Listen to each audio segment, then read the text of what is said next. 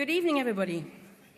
Ladies and gentlemen, it's absolutely wonderful to welcome you here to the presentation of the 2017 Honorary and International Fellowships and to the keynote address by Peter St. John, whose practice, Caruso St. John, won last year's Stirling Prize for the amazing Newport Street Gallery in South London.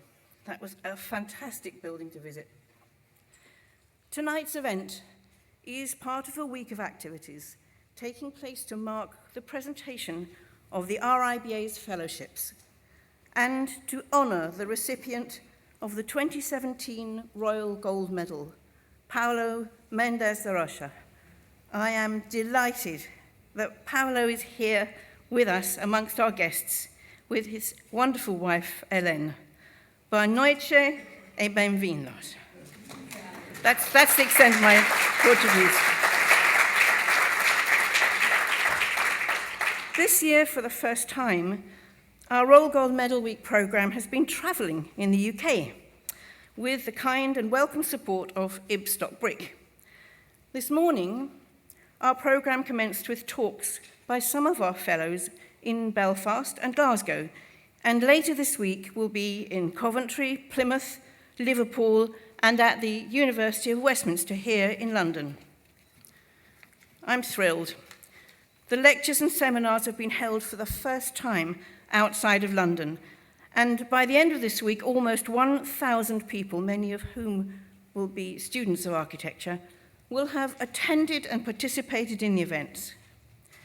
Every honorary and international fellow, and of course our Royal Gold Medalist, has an inspiring story, and I'm so pleased we've been able to make them accessible to so many people.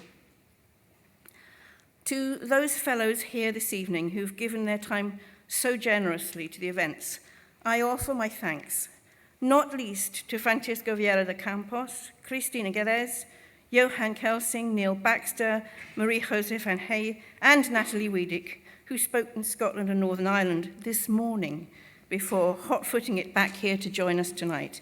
Thank you so much. The RIBA's Honorary Fellowships are awarded annually to individuals who've made a distinctive contribution to architecture in its broadest sense, through promotion, education, outreach, and through enhancing our understanding and appreciation of the built environment.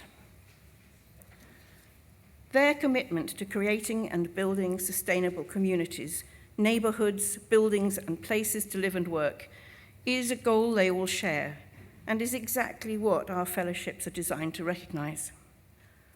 All who have been honoured in this way, to all of them I offer my congratulations on behalf of the RIBA, but also my own personal appreciation of your contribution to architecture. To present the fellowships, I'm thrilled that Shelley McNamara and Yvonne Farrell are joining us here this evening. Shelley and Yvonne are the partnership behind Grafton Architects. Their university campus building in Lima, Peru, was the deserving winner of our inaugural International Prize last year, and it's great to have them here to assist us this evening. We will start with the Honorary Fellowships for 2017. Yvonne Farrell will read short citations as each fellow joins us on stage to receive their certificate of fellowship. Full citations for each recipient can also be found in your booklets. So please join me in welcoming Yvonne to the stage.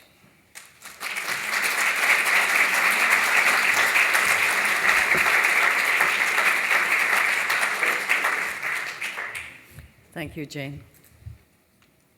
Unfortunately, our first recipient can't be with us this evening, but in his absence, let us honour the Dutch photographer Iwan Ban. Iwan is known primarily for the images that narrate the life and interactions that occur within architecture. After his studies in photography at the Royal Academy of Arts in The Hague, Ban pursued his interest in documentary photography, before narrowing his focus to record the various ways in which individuals, communities, and societies create and interact with their built environment. With his combination and combined passion for documentary and space, Ban's photographs reveal our innate ability to reappropriate our available objects and materials in order to find a place we can call our own. Examples of this can be seen in his images of the Torre David in Caracas, a series that won him the Golden Lion for Best Installation at the 2012 Venice Biennale. Our second recipient is Neil Baxter. Neil Baxter has for many years placed his strong personality and interpersonal skills at the disposal of Scottish architecture. His sharp mind and sharp wit have won him many an argument in favour of good architecture. Previously Deputy Editor of Architectural Design, Assistant Secretary of RIAS, and Principal of his own consultancy, Neil Baxter has taught at the Mackintosh School, lectured on urbanism at Glasgow University, written for the Daily Telegraph, Herald, Sunday Herald, Home and Interiors, and AJ, and is a frequent media spokesman for the RIAS.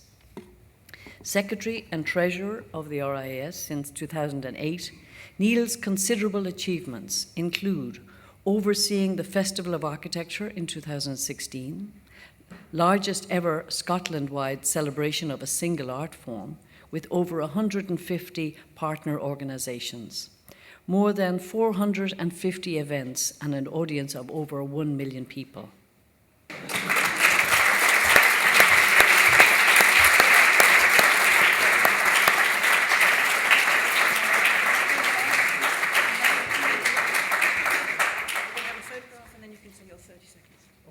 I can say my 30 seconds. Okay. No, photo first. That's good.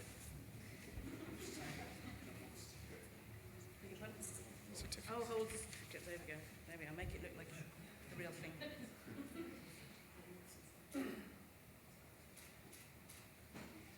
You can have a look at it later and see what it really says. Thank you so much. It's yours. You can tell I didn't attend the rehearsal. Apologies, Madam President. I'm sure that it'll be very smooth after you get past me. Killer shoes, by the way. This is very good for the ego. Incidentally, my Twitter handle is @nbaxter_RIS, and I've only got 991 followers. I'm not an architect. I am what the late Professor Andy McMillan described as an architectural groupie. My relationship with this great institute here goes back 37 years, and you're thinking, you look so young. I do not underestimate the great honour which you've bestowed upon me, and I will do my utmost to fulfil the obligations which come with it. I'm proud to serve the 5,200 members of the RIBA's sister institute in Scotland, the Royal Incorporation of Architects in Scotland. I'm also grateful to the architectural profession and to architecture itself, what Frank Lloyd Wright called the mother art, for providing a lifelong passion and permitting me to dedicate my career to supporting, encouraging, and promoting this crucially important art form. Architecture has the unique capacity to improve lives. As architects, the RIBA's members have the opportunity to pursue that goal. I'm eternally grateful that you have allowed, indeed welcomed, a non-architect to join you in the quest. Thank you very much indeed. Thank you.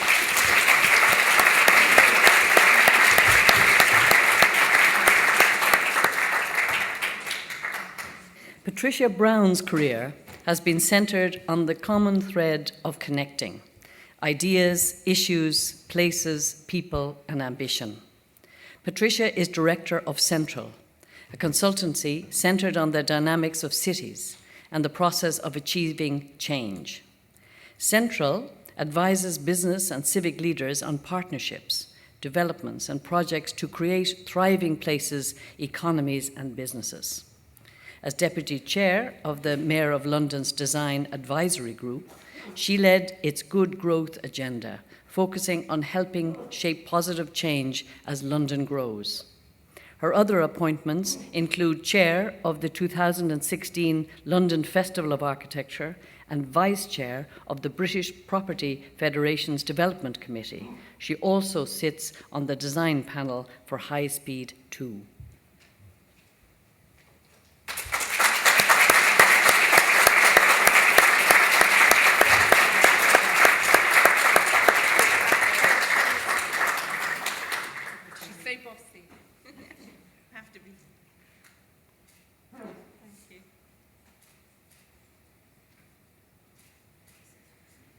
Thank you very much. Like Neil, I'm not an architect, and I just want to say a few words. To say it's a tremendous privilege, I think, for all of us to work in the built environment, to make a mark on our cities, in my case, mostly London, but increasingly New York, in a way that impacts on people's livelihoods and daily experience.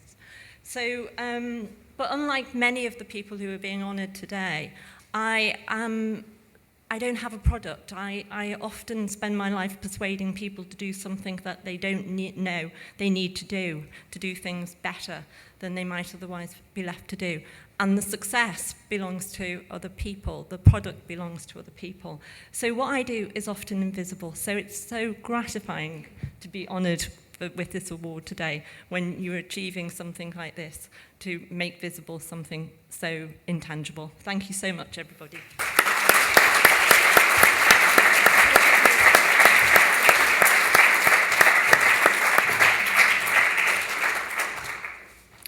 Martin Evans runs Uncommon, an uncommon property development company, one whose business decisions are all informed by architecture.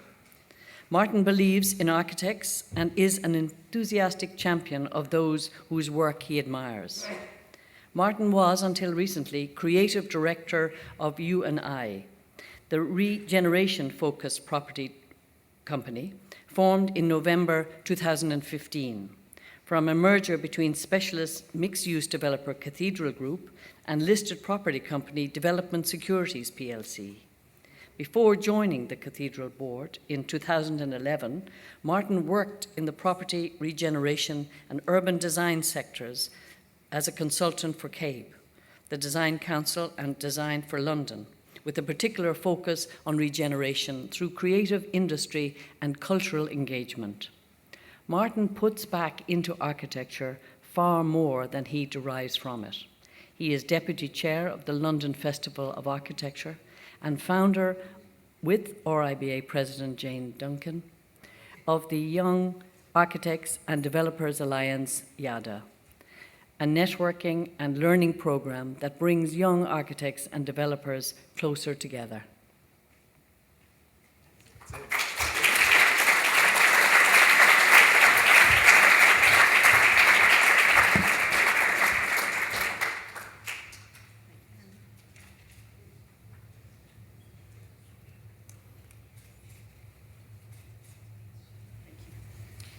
Thanks, Jane. Thank you very much. This is a great honour for me, because I'm not an architect either.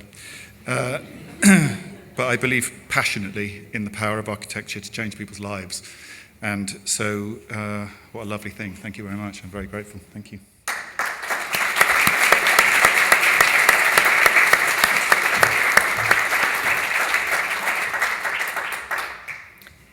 Marcus Fares is a design journalist and entrepreneur. He is founder and editor-in-chief of the online architecture and design magazine, Design, and previously launched the international architecture and design magazine, Icon.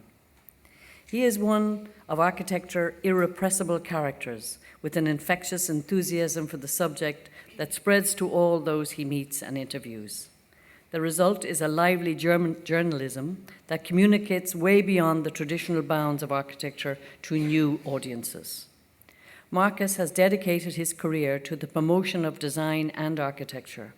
Since 2006, Design has promoted design and architecture, once seen as an intellectually exclusive subject, to the masses and generated discussions across the globe. With over 2 million unique visits every month, Design is a major influence on the design world and was named one of the 100 most important forces in global design by both Time magazine and AD magazine. In 2012, it was nominated Business Publisher of the Year. He continues to develop new ways of promoting good design through events, books, recruitment, and online sales, and has added to the design portfolio a highly successful design recruitment website and an online watch store.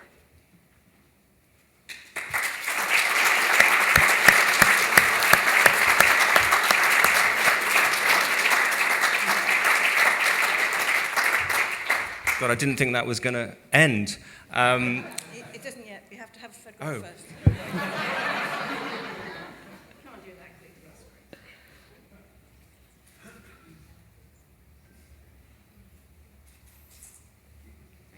Yes, we must stick with the protocol. Oh, yes. And guess what? I'm not an architect either. There's a pattern to tonight. No, I'm immensely proud of this on behalf of my whole team, and especially my wife and business partner who's sitting in the friends and family tier back there. I am a journalist. I love architecture and design. I love journalism as well, and I think that in these weird and difficult times, it's really important that we all work together to help share and fight for the tolerance and internationalism and love of freedom and fellow mankind that we all believe in and share. Thank you.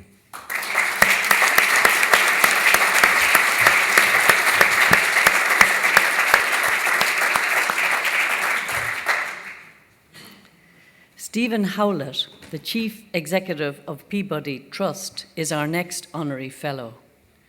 George Peabody founded the Trust in 1862 with an aim of the construction of such improved dwellings for the poor as may combine in the utmost possible degree the essentials of healthfulness, comfort, social enjoyment, and economy. The Peabody Group now owns and manages 28,000 homes across the capital and runs a range of employment and community projects. Stephen Howlett has been its chief executive since 2004. Stephen's passion for the quality built environment and sustainable design has been a driving force in continuing this legacy into the 21st century. Inspired by the belief that Peabody buildings should foster a sense of purpose and feeling of belonging, Stephen has championed the delivery of new homes that not only help to tackle the affordable housing crisis in London, but also enrich communities. Working with the best architects and planners, Stephen has commissioned a number of notable Peabody developments, including in 2015 shortlisted Derbyshire Place by Neil McLaughlin Architects that aim to foster well-being through good design, well-planned neighbourhoods, and links to amenities and community facilities.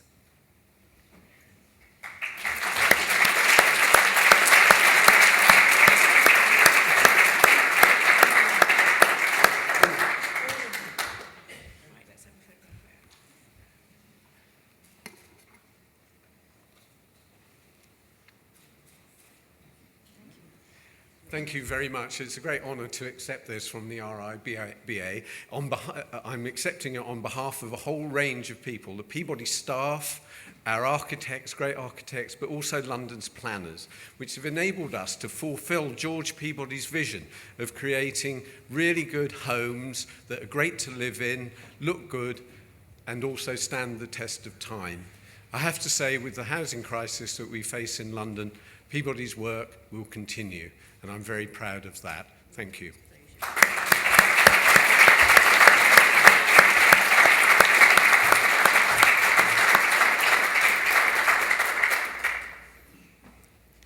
Razia Iqbal is responsible for doing much to heighten public understanding of architecture through her series Dream Builders on the BBC World Service, in which she has interviewed some of the world's greatest living architects to discover their vision of our world, discussing their work, their inspirations, and the controversies they have aroused.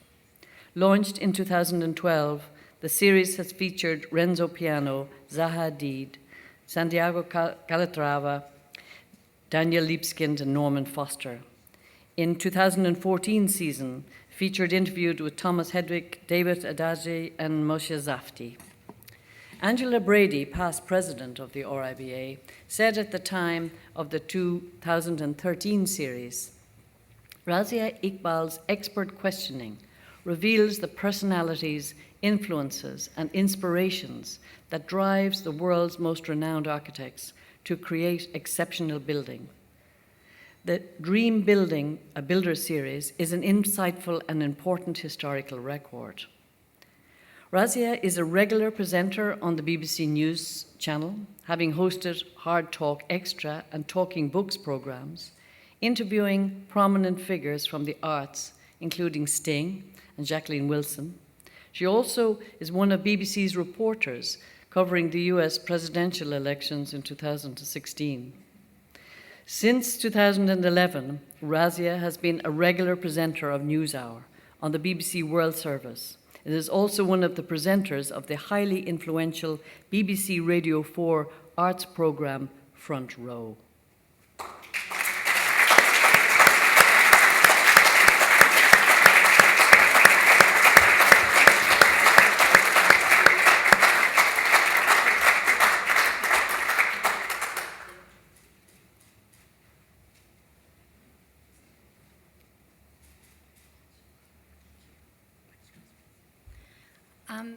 I'd like to thank RIBA first of all, really, because without RIBA, we wouldn't have been able to do the Dream Builder series, and we did all of them here on this stage. And the idea behind them was quite amusing to begin with. My producer, Charlie Taylor, said, what about a 90-minute conversation about architecture on radio? I was like, that's going to be really hard.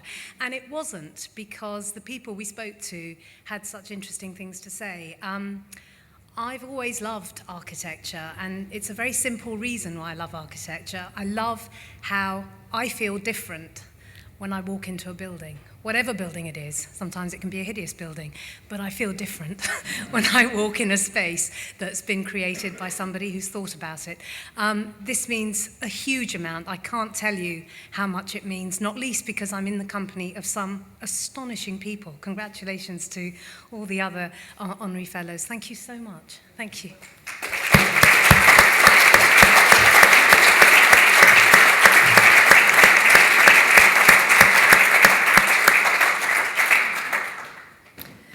Our next honorary fellow is Jeremy Melville. Jeremy is one of those larger-than-life people who has contributed to architecture as much through the strength of his vibrant character as through his scholarship and erudition. He has consistently championed and served the cause of architecture throughout his career. Initially studying architecture, he opted to become an architectural historian rather than a practitioner, going on to teach at South Bank, Cambridge, and the Bartlett, with which he remains associated. He channeled his passion for the subject into writing about architecture in a way that combined an insider's understanding of the subject with a rare intellect, an encyclopedic memory, and a storyteller's ear for the anecdote. His well-received book, F.R.S. York and the Evolution of the English Modernism, in 2003, was the first study of the great British modernist. Melville is driven by a passion consistently to place architecture within the bigger picture of culture and the political economy, while also making it accessible to the public. He played a key role in the success of the celebrated architecture program at the Royal Academy of Arts, where he worked for 2 decades. The best known of his project is perhaps the 2013 exhibition Richard Rogers entitled Inside Out, which he curated.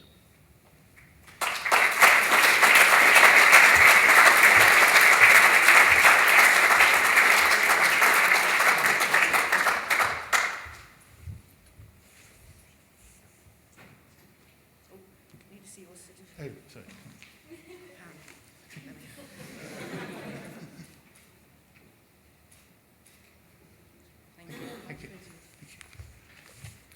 Well, I'm sure everyone remembers what Frank Lloyd Wright said when he was awarded the gold medal. And I have to say my sentiments are completely the opposite, because I'm honoured by and very grateful for this distinction granted by the RIBA, and particularly delighted because it allows a relationship with this institute to continue that was started by my father, who was, in the days when you still had fellows, a fellow of the RIBA for about 50 years. I first came into this room, I think, in 1975 to hear a lecture by Eric Lyons, who was then, I believe, the president, or about that sort of time. And I have probably been back at least once a year ever since, and sometimes rather more than that. But I'm particularly pleased, too, that the RIBA honours the sort of slightly strange portfolio of activities that I do, from curating to writing to teaching, that go beyond, I think, the simple practice of architecture, but are essential to put it in context. Thank you very much.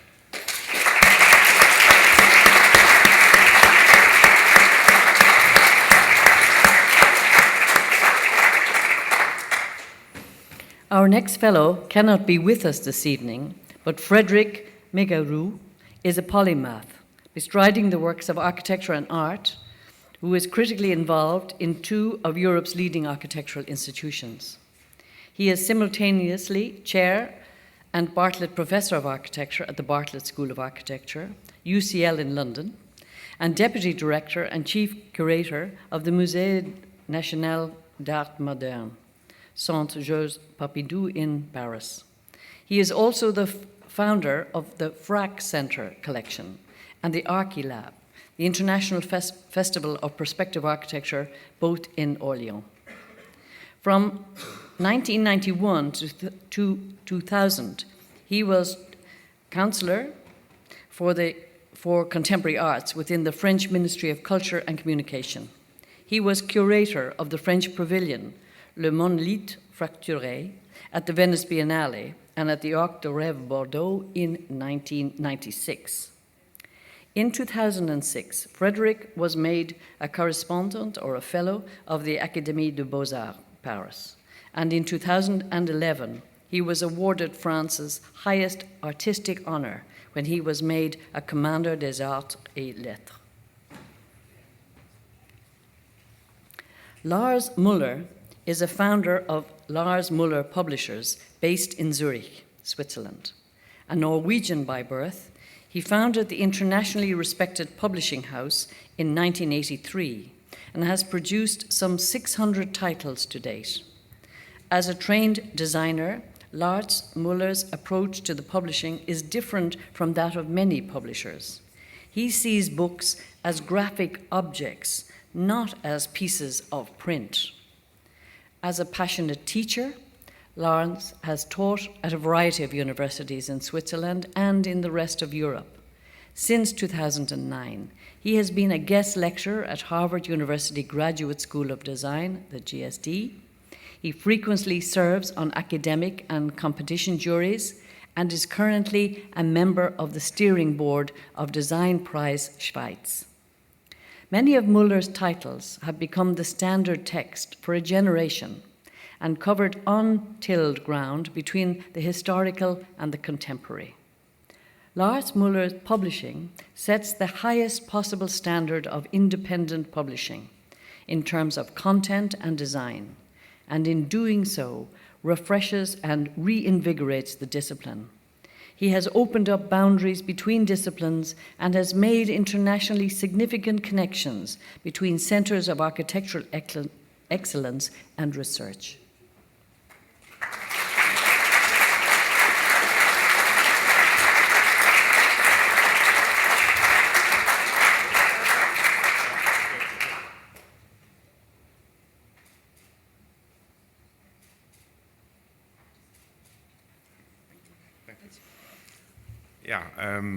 Thank you very much for this honor. I feel encouraged to continue to do what I'm doing. Thank you very much.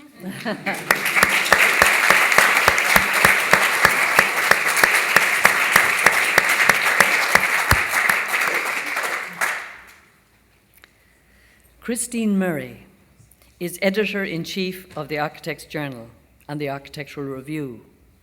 A Canadian-born writer and editor in architectural publishing for the past decade, Christine Murray began at the Architects Journal in 2007, where she was tasked with launching a new review section, The Critics, which saw many established figures, from Joseph Rivert to William J.R. Curtis, return to the AJ, thereby greatly increasing the intellectual credibility of and standing of the long-established magazine.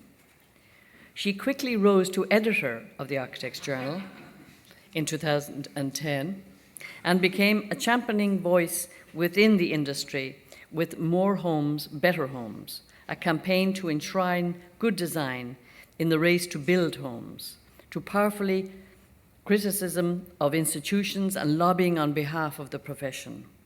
Christine's highest profile campaign has been equality for women in architecture. In 2012, she founded the Women in Architecture Awards, after an online survey revealing that the dearth of role models in academia and the profession were disenfranchising young women, both discouraging them from entering or sticking with and progressing in the profession. The awards, now a fixture on an annual calendar, revived the Jane Drew Prize as a Lifetime Achievement Award for women in architecture. In addition, she has created 3 new honours for women working in architecture at various levels of their career.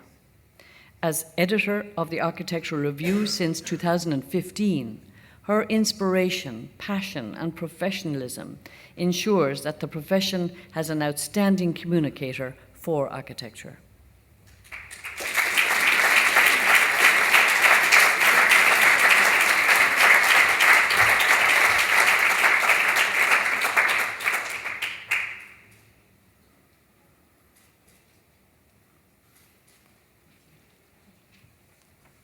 Thank you very much for this honor. It's been my privilege to serve this profession that I stumbled into, not being an architect as well, by marrying my husband, who's an architect, and being a magazine journalist and going to all the parties where everyone else was an architect as well. I believe in journalism's power and purpose to seek the truth and to hold people in power to account, and to provoke change. And I want to thank you for continuing to support the architectural press.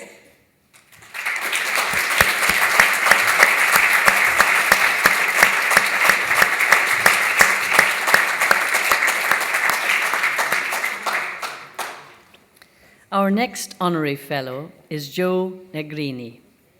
The regeneration of our cities requires the creative collaboration of a number of design disciplines, none more important than planning, a profession often underrated by architects because of the negativity of some of its practitioners. Joe Negrini is the antithesis of this approach, one who is disposed to say yes to innovative ideas and champions the commissioning of smaller architectural practices. She has been a regeneration practitioner in the United Kingdom for 28 years, having qualified as a town planner in New South Wales, Australia in 1984. She has a wealth of experience in driving regeneration and delivering development gained in her previous roles at Newham and Lambeth. As the Director of Regeneration at Lambeth, her responsibilities took on a range of regeneration programs, including leading major public-private partnerships with Cathedral and the Clapham 1 development. At Newham, she was Chief Borough Planning Officer and had the responsibility for the delivery of the Council £1.5 billion sterling physical regeneration programme, which included redevelopment of a new town centre and a large-scale housing delivery in Canning Town. From 2014 to 2016, Joe was Executive Director of Place at the London Borough of Croydon, responsible for leading the delivery and management of growth in London's largest borough through the department that delivers planning, regeneration, housing, development, and environmental services, and last year was appointed the Chief Executive of the London Borough of Croydon.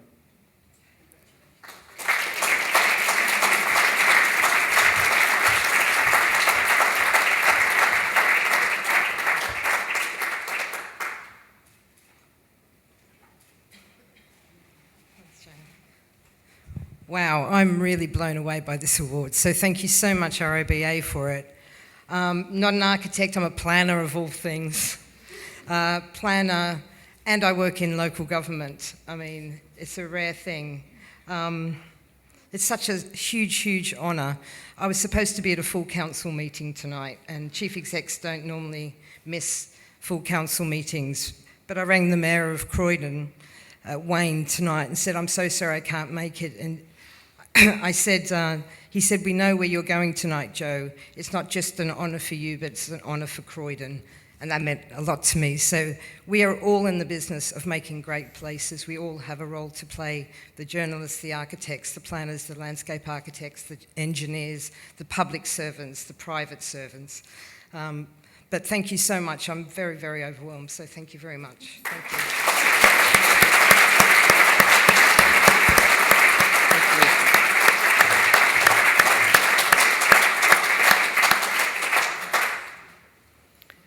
Our next honorary fellow is Ian Pritchard, the Secretary General of the Architects' Council of Europe. Unfortunately, Ian can't be here tonight. Having trained as a lawyer before joining the RIBA to work in its International Affairs Department, he took on responsibility for the Policy Department, which advised on and conducted the Institute's relations with government, at a time when the new Labour government was showing signs of interest in the power of architecture to change people's lives.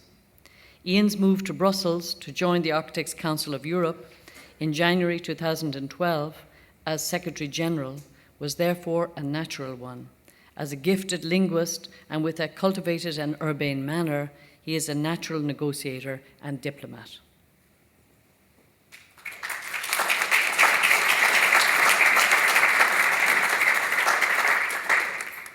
Julian S. Robinson is a great client, a modern-day patron of the art of architecture. His track record includes working with Hawkins Brown, Feilden Clegg Bradley, McCormack, Jemson Prickard, Will Alsop at Queen Mary University, and Grimshaw, O'Donnell Toomey, Roger Sitz Harbour, and Grafton Architects at the London School of Economics. His record shows a developing dedication to raising standard in university campus architecture. Julian's dedication goes further than the practical pursuit of functional construction. He is an ardent believer in the lasting qualities and civic purpose of architecture. By his own admission, he loves architecture and sometimes even architects too. Julian knows that great buildings don't just happen, that it takes blood, sweat, and tears to achieve them. As Director of Estates at the LSE, he has set new standards for setting up and delivering architectural competitions. Under Julian's stewardship, the LSE has successfully run 3 international competitions: O'Donnell Toomey, 2004 Saucy Hawk Student Centre, RSH+P Centres building to be completed in 2018, and the Paul Marshall building on Lincoln's Inn Fields, won by competition by Grafton Architects in 2016. In each case, the shortlisted project have been published. The academic community has been invited to participate in the evaluation of the design.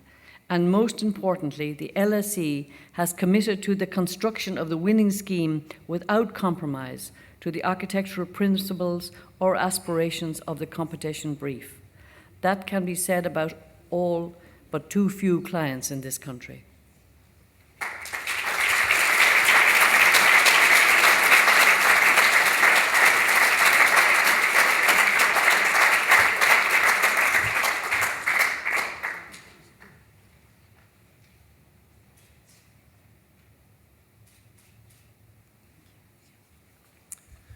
Well, it's a great honour to be here tonight amongst great company.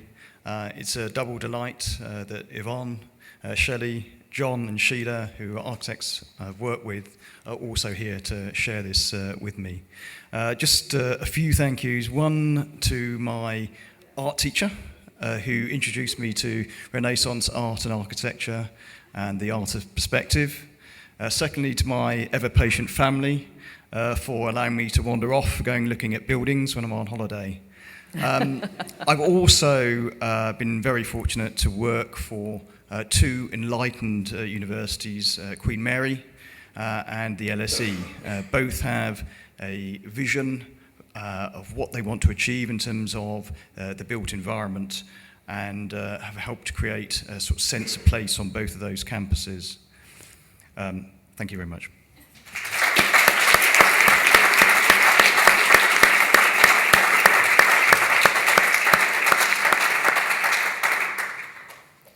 Our next fellow is Dame Teresa Sackler. The name Sackler is synonymous with the thoughtful extension of galleries and museums across the United Kingdom, using the highest caliber of architects. In the tradition of the best American philanthropists, one has to go back a century to find their British equivalents. Dame Teresa Sackler invests in architecture because she loves it, just as she loves art and artifacts that the new buildings in her name house. In this, Teresa has continued the philanthropic role she used to share with her late husband, Mortimer, and she has been a massive supporter of the arts in the United Kingdom. It has been a badge of honour for galleries to earn themselves a Sackler wing, and they are all very much improved by the addition. In all her projects, Teresa has worked closely with the client body and the architects, willing to offer but never push her own ideas, but ever willing to encourage those of others. Her generosity and insight have added greatly to the architectural landscape and cultural landscape of this country.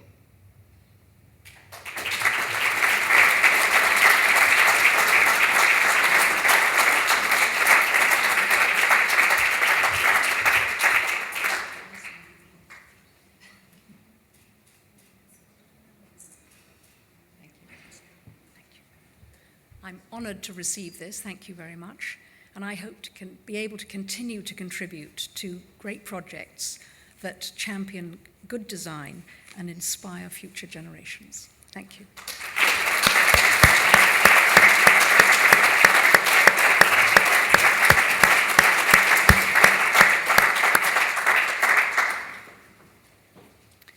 Since 1998, the Stephen Lawrence Charitable Trust has provided bursaries to 120 aspiring young architects from disadvantaged backgrounds to enable them to pursue their dreams, one shared by Stephen, of becoming architects. Sonia Watson has been Chief Executive of the Stephen Lawrence Charitable Trust since 2013 and has developed its Building Futures program to fund not only the bursaries, but also to support mentoring, work opportunities, and affordable accommodation for students.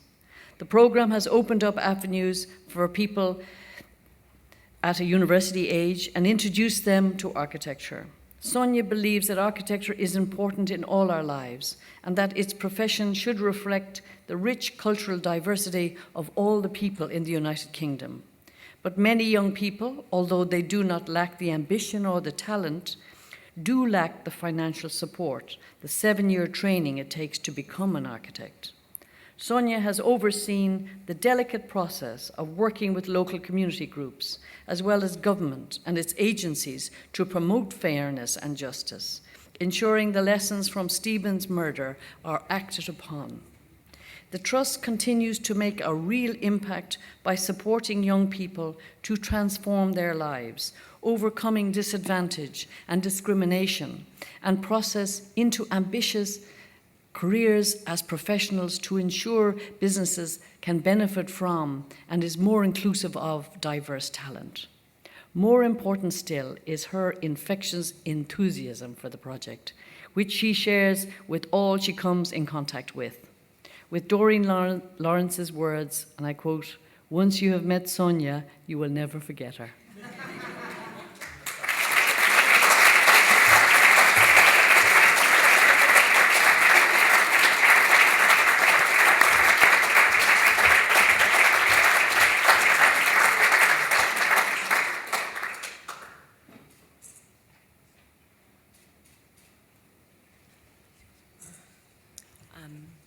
Thank you. I think you've said most of what I wanted to say, and it's lucky because I can go on a bit. So Sir Keith Ojegbo is sitting in the back, and he's my chair. Hi, Keith. Thank you for being here. We are just on the cusp of so much change. We have 122 actual architects. They are practicing. We have 4 who have their own firms. 11 years ago, the RIBA started supporting the Stephen Lawrence Charitable Trust in terms of the memorial lecture we hold every year. Jane and I had tea, a very nice tea, at the beginning of her presidency, and she said she wanted to do even more. And that is where Building Futures was born. And I didn't know Stephen Howlett was going to be here because Peabody helped me design the whole process. You won't be surprised to know that I'm also not an architect. We are pushing, we continue to push, and we continue to thrive and to make sure that architecture, that I believe Peabody himself also said, is for everyone. And it's surprising that it's designed by so few, this profession. We just want to make sure that everybody who wants to be an architect becomes an architect, and we do whatever it takes. It is an incredible honor. It is obviously for the entire trust. I act like it sometimes, but I don't do it all by myself. I have a very small team that supports me in this as well, and a wonderful group of trustees. All I'm trying to do really is be a vessel for Doreen Lawrence's dream. Stephen actually was studying to become an architect. Less than 2% of those from minority backgrounds are architects, and I think we all want there to be more of everyone. It is a profession for everyone. It is very popular, and we just want to make sure that everybody who wants to be one gets to be one. Thank you.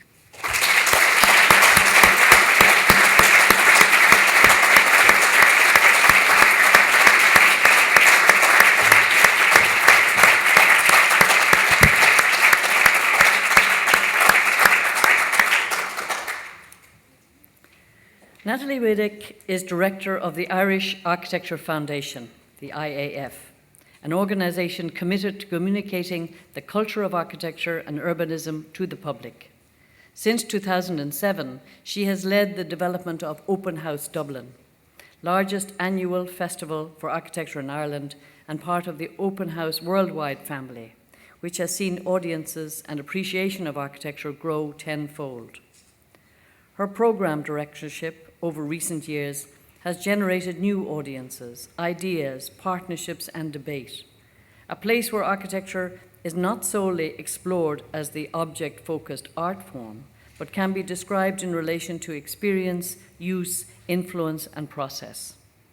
In addition to her role at the IAF, in 2008 and 2010, she was commissioner of the Irish exhibition at the Venice Architecture Biennale, and in 2013 curated the Everyday Experience at the Irish Museum of Modern Art about the impact of architecture on people.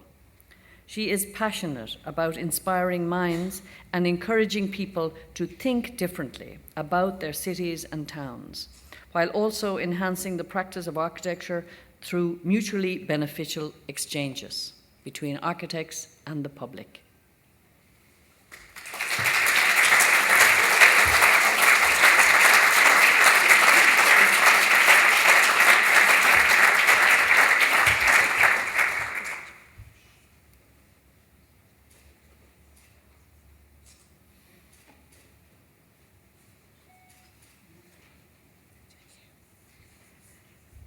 Madam President, I'd like to thank everybody, especially the RIBA. This is truly wonderful, something I didn't expect, and to be acknowledged for something that I'm really passionate about is odd and strange, but also wonderful.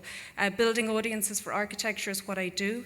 I used to, 10 years ago, work in the Architecture Foundation in London as Deputy Director, and I learned a lot there. I went back home and I was the inaugural director of the Irish Architecture Foundation, and I was handed a laptop and there was no audience, there was no programme, and now 10 years later we communicate to thousands of people every day, and that's a true indication of that we're doing something really right. So to be acknowledged for something so simple and something so wonderful is great, and thank you very much. I'm very humbled, thank you.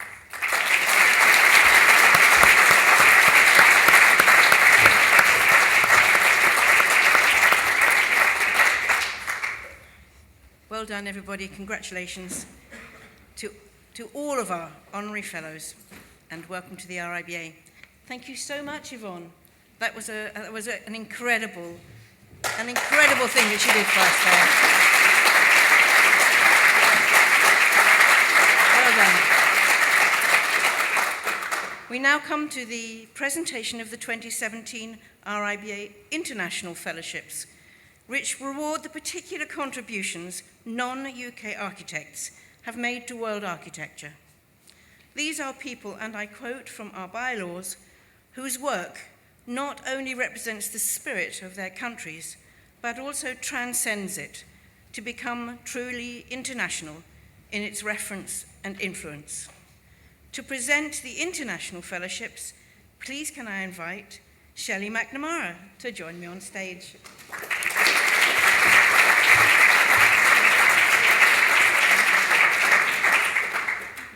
Thank you, Jane. The first International Fellowship of 2017 is for the Swedish architect Johan Selsing.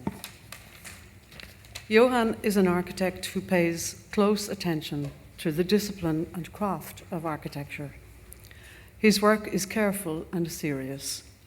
It feels honed and distilled, which gives it a kind of poignancy and emotional charge within a calm, quiet language.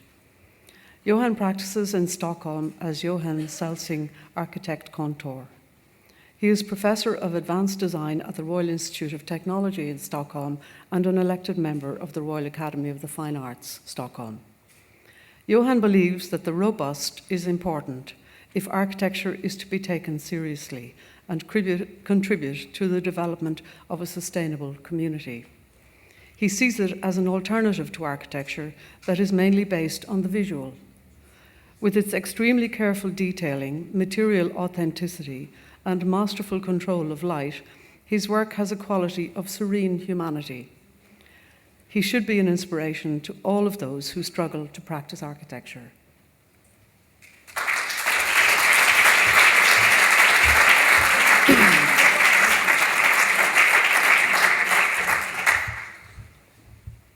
Is next.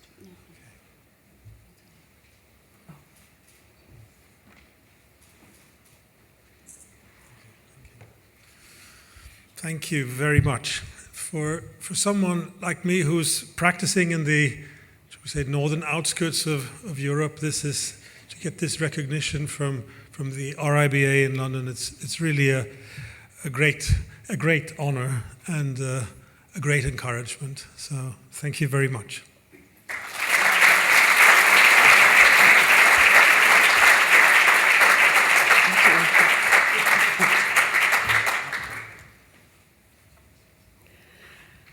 Our next fellowship is for Isakun Chinchilla. Isakun Chinchilla is a distinguished and inspirational teacher, writer, curator, and practitioner. She has a long and deep experience of research, education, and public engagement, and she has been the driving force behind her own office since 2001. Her work as a designer has always been underpinned by a dedication to research. As a speaker, she has participated in forums, lectures, and debates in more than 80 international destinations, and has written about the work of her office in more than 100 magazines and publications. Her work has been exhibited in the Biennales of Venice twice and Sao Paulo, and has been represented in travelling exhibitions such as Europan and in the galleries of Madrid and Teruel.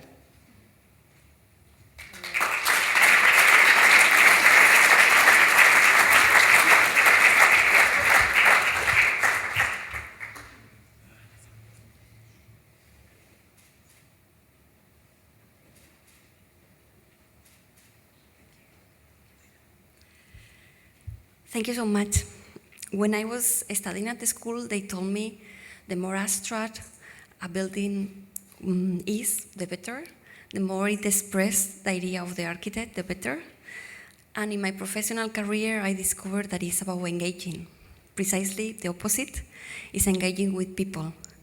They told me it was sustainability was going to be a temporary fashion, and that the responsibility of the brief was from the client, And I have discovered that the ethical compromise that we can share together is the most important.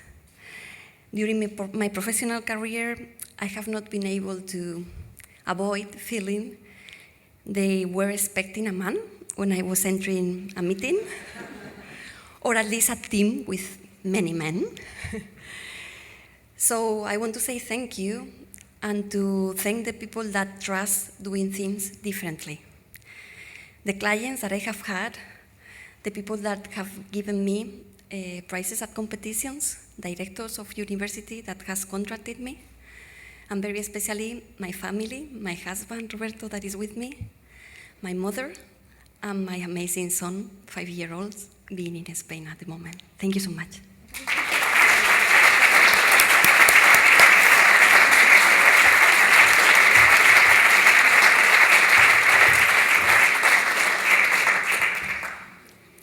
Frederick Cooper Losa, our next International Fellow, has spent a lifetime in architecture, devoting himself to teaching, criticism, practice, and advocacy.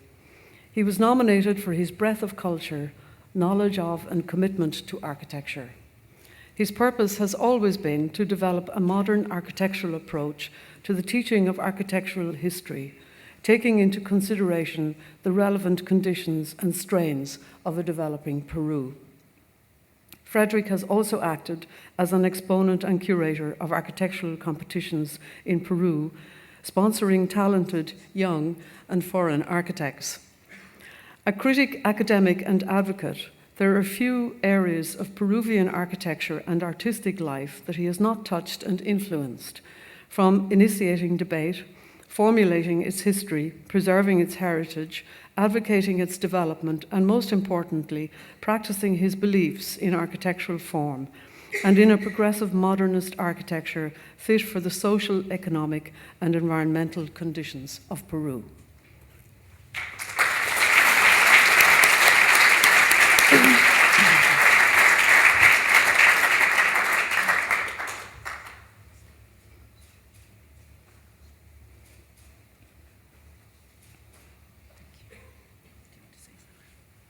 I want to thank the Royal Institute of British Architects for having me, giving me the privilege of granting me this award. And I can only say that I take it as a form of recognition to the fact that architects bred in any part of the world during the recent years, during our time, can make the best of circumstances, even if you live in difficult social and economic conditions, as most Peruvians do, provided you have an open and welcoming outlook to what architecture and town planning produces internationally. I think this issue of openness, of having a amiable attitude towards foreigners is a value which we should recognize, especially in these present days. Thank you very much.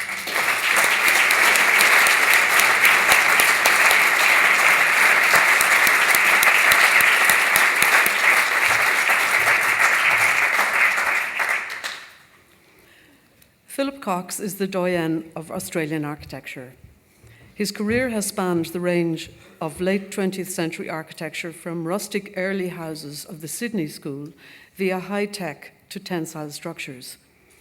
He began working in partnership with Ian McKay in 1963, winning his first award for St. Andrew's Presbyterian Church in Leppington. In 1967, he set up Philip Cox and Associates, now known as Cox Architecture, and 2 years later won his first Wilkinson Award for the seminal Hawkins residence in Cheltenham, which blended seamlessly into the bush and is one of the best examples of mid-century architecture in South Wales. Cox is an adjunct professor of architecture at the University of South Wales. Nowadays, Cox's practice employs more than 350 staff and has completed projects in the Middle East, Africa, Europe, China, and Southeast Asia, where he has designed the Helix Bridge and the Marina Bay Promenade, both in Singapore, and the Convention Centre in Kuala Lumpur in Malaysia. In the move away from the domestic, he has cleverly converted the conceptual clarity of earlier private commissions to a more civic scale and purpose. Witness his master planning at Princeton and in Mexico, Utah, Arizona, and Canada.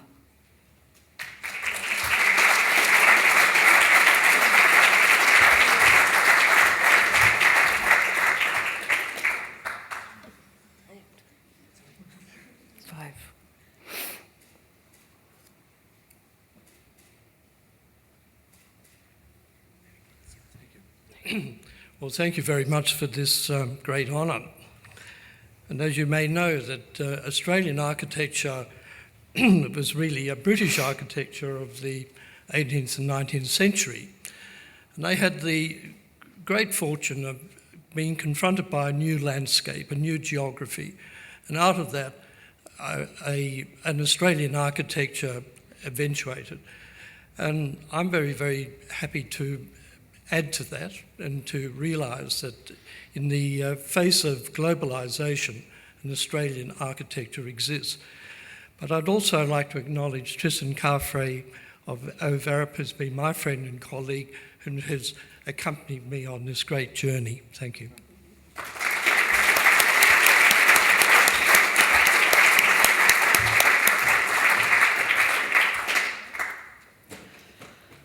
Tom de Puer is the leading Irish architect of his generation.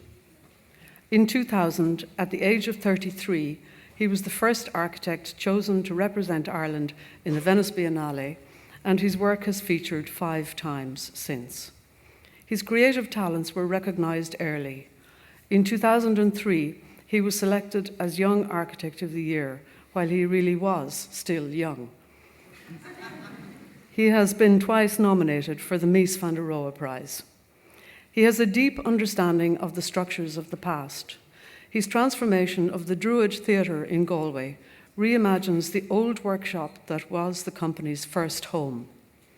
Nearby, in Galway's medieval quarter, the Picture Palace is a multi-screen arts cinema stacked into an archetypal cast concrete tower house under a slate pyramid roof, with stairs and roots winding through the untempered interstitial spaces, carrying the external world up and through the building.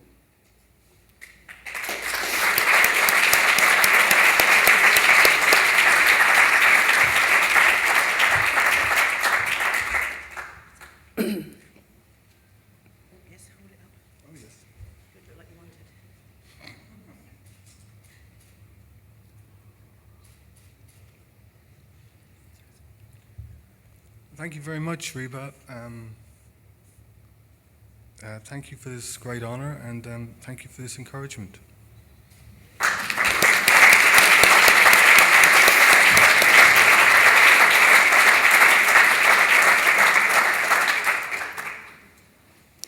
Francisco Vieira de Campos and Cristina Guedes both graduated from the Porto School of Architecture, and Francisco went on to work with Eduardo Soto de Moura, and Cristina with Alvaro Siza. In 1994, they came back together to create their studio, Menos é Mais, meaning less is more. Both architects teach and have been invited to be critics at Mendrisio Architecture Academy and ETH in Zurich, among other schools. They have been invited to give international lectures, workshops, seminars, and exhibitions all over the world, and have participated in both national and international award juries. Their work is aimed at a quality that involves serenity and a timeless sense of objectivity and craft. This is best typified by their exquisite Archipelago Contemporary Arts Centre 2016 on the Azores island of San Miguel, a project that weaves together the remnants of a sweet potato distillery and a series of new, discrete, carved buildings.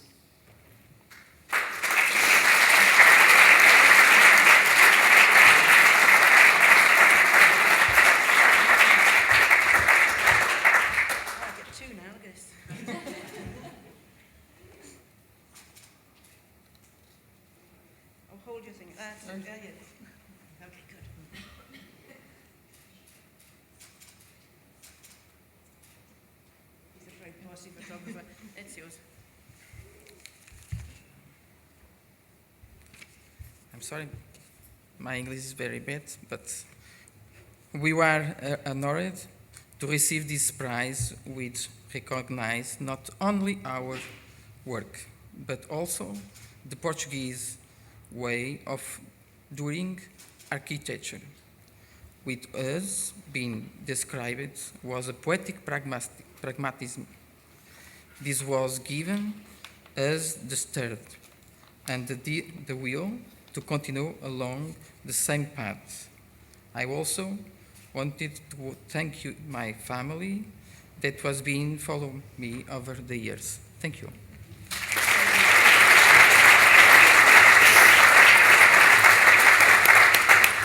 Thank you very much, RIBA. Awards make our daily anonymous struggle visible. And thank you, a special thanks to Jane Duncan, the acting president of RIBA. Obrigada. Obrigada.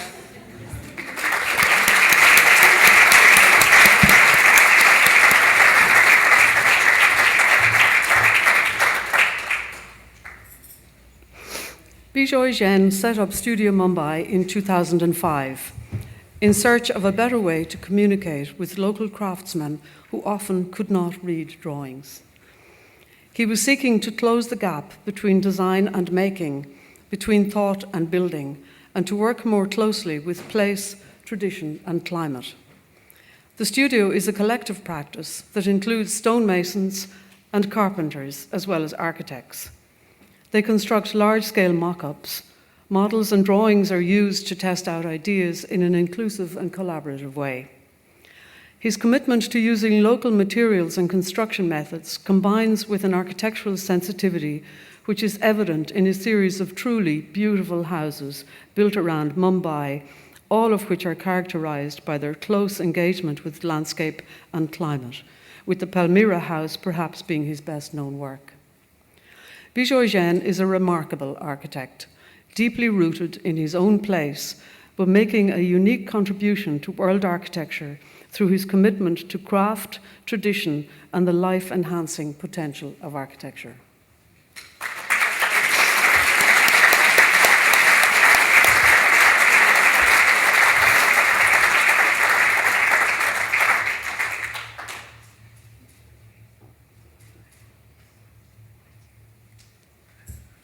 Thank you. It's a real honor and privilege to be bestowed this RIBA Fellowship. I'd like to take this moment, as I've been very fortunate, and I'd like to dedicate this moment to all the anonymous craftsmen that I've worked with who have given their mind, body, and soul in the making and shaping of architecture. Thank you.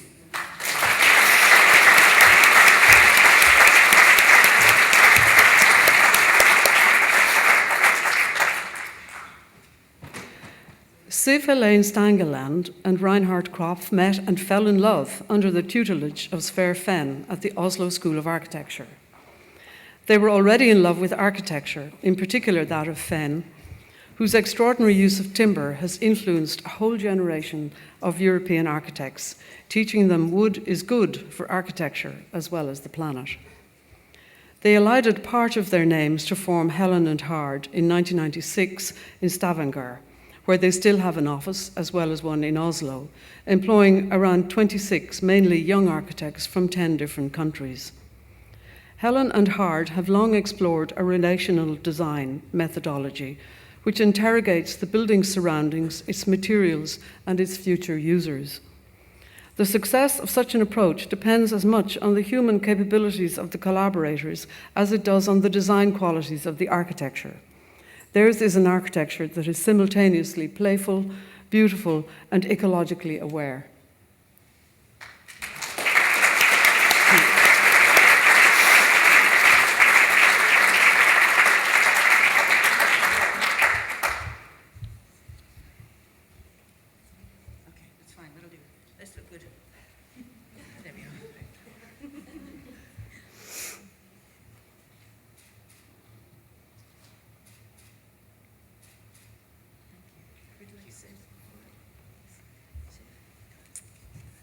Thank you. We are very honored and grateful and we are inspired to continue to make even better and more sustainable architecture. And we also want to use the moment to thank our team, which is wonderful, and the family, which support us, and all the collaborators and clients that we work with. Thank you.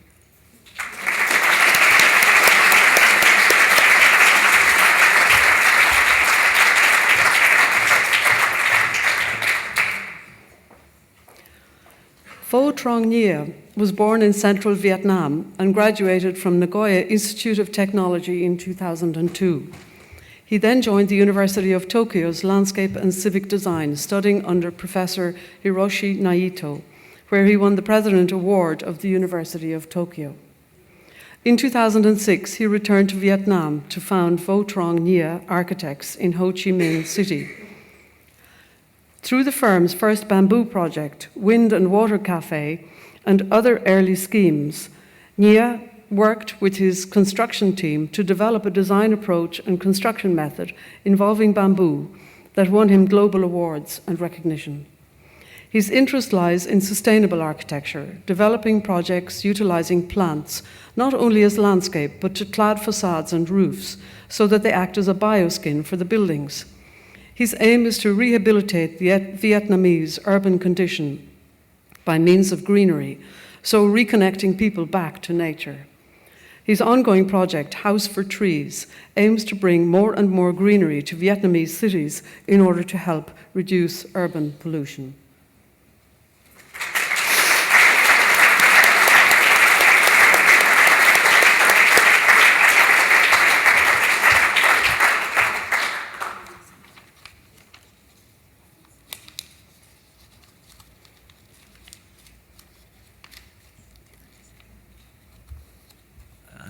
Thank you very much. Thank you for choosing me to be here, and thank you for with my team, partner, and architect staff, and also the worker to work with me with this project. And thank you, client. Thank you very much.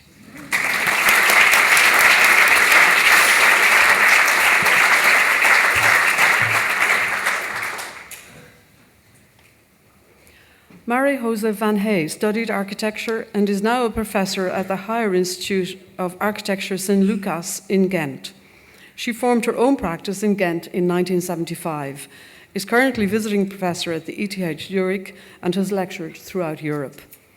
Although known primarily for her domestic buildings, her public projects also shape a humanistic vision of architecture and the city, of public space as meeting place, typified by the Market Hall Ghent 2012, which she worked on with existing fellows Robrecht and Dam. There are no architectural gymnastics, there are no futuristic utopias, no shock, no awe. Instead, her work deals with today, expressed in an architectural language that is intelligent, restrained, and understood. Her work is beautifully poised between abstraction and tradition. Marie-Jose Van Hey explores the tradition of building timeless architecture centered on people, light, and space.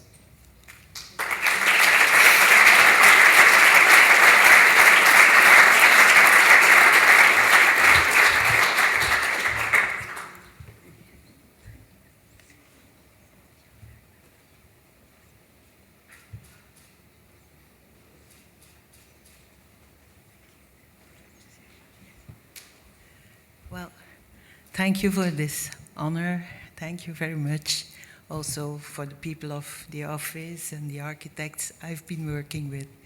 We'll be very honored. Thank you.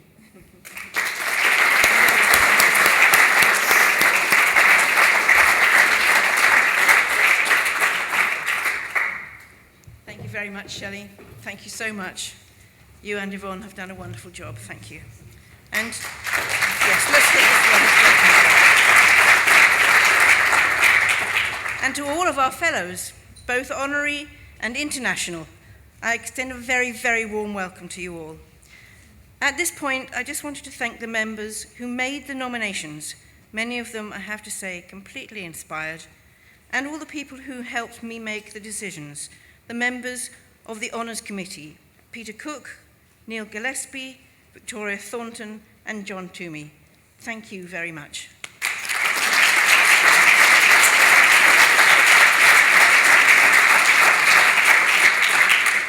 Our guest speaker this evening is Peter St. John. With Adam Caruso, Peter established Caruso St. John in 1990. Was it that long ago? Wow. Over the years, the practice has developed an enviable reputation for craft, quality, and elegance. Twice shortlisted for the Stirling Prize, the practice won the accolade last year for Newport Street Gallery in South London for what the judges described as a highly accomplished and expertly detailed art gallery that is a bold and confident contribution to the best of UK architecture. Please join me in welcoming our guest speaker this evening, Peter St. John.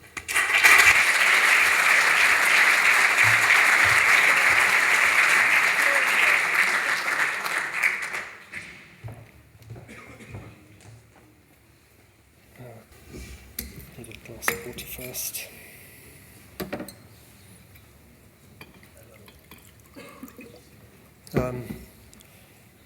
Hello everyone. Thank you very much, Jane. Thank you to the RIBA for this invitation to talk to you this evening. And congratulations to all the fellowships that have been given tonight. There are a few of my students to keep me company at the back, but it is rather a daunting task to be giving a talk this evening to such a diverse audience of very talented people. If I'd known there'd be so many amazing clients in the audience, I might have given a totally different talk, but maybe it's a good thing I didn't know. So I'm going to talk to you this evening about the Newport Street Gallery, which was awarded the Stirling Prize this year, and because it's a little bit of an extended lecture, not too long, I can assure you, I never talk for too long. I've kind of laid out a bit of a detailed description of this project, and I want to start with a little bit of an introduction to our work for those of you that don't know us. We're a practice in London that are known for our connections to the art establishment. We've designed projects for quite a few institutions, museums and galleries. This, for example, is a project we made 2 years ago at Tate Britain, where we're looking here at a floor and a balustrade, which is part of a new stair, which was made as part of the project to extend the front of house spaces in the River building at Tate Britain. And the project included the renovation of a suite of Victorian galleries. And then we're architects who are known for designing a lot of gallery spaces, particularly commercial galleries,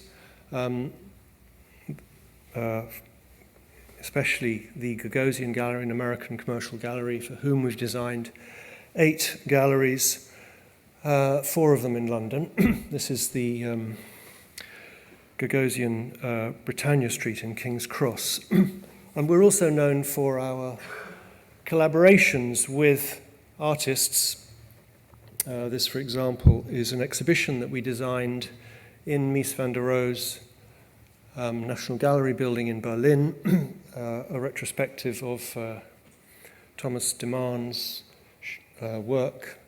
Thomas is a German artist based in Berlin and Los Angeles, and in this exhibition we showed his photographs held invisibly in front of very large coloured curtains in Mies's gallery.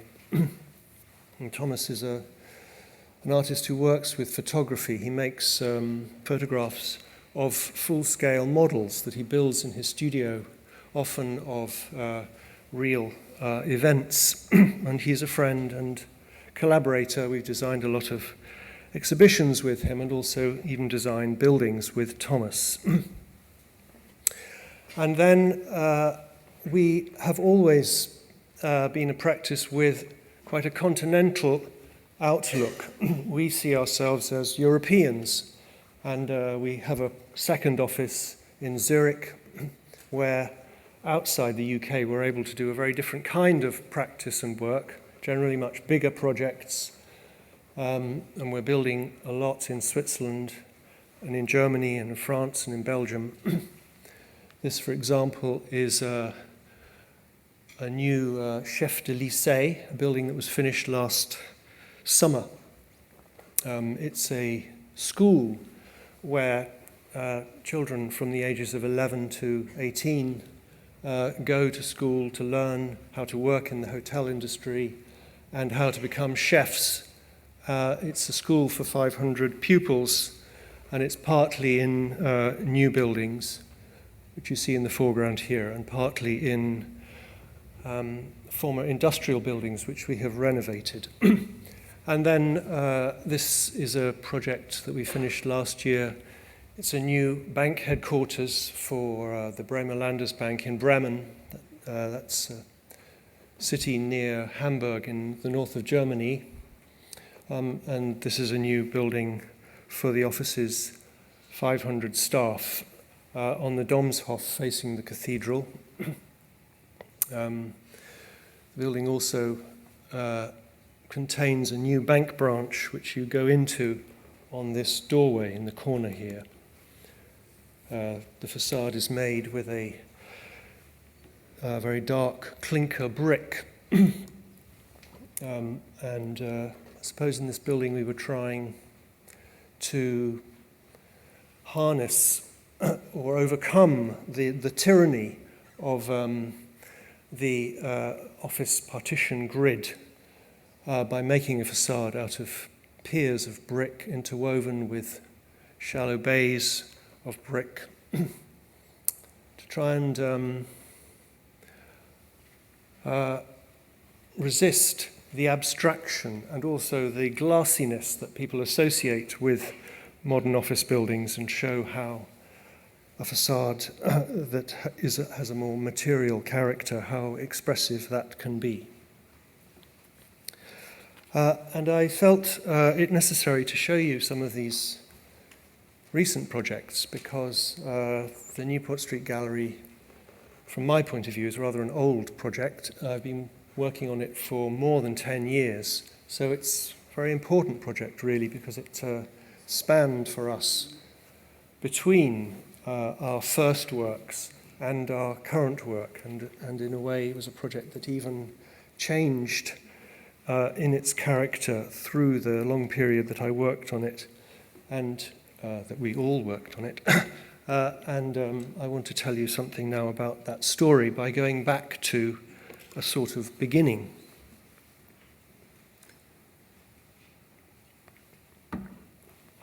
And this is an exhibition by Richard Serra at the Tate in 1992. That's 8 years for the Londoners here. That's 8 years before Tate Modern.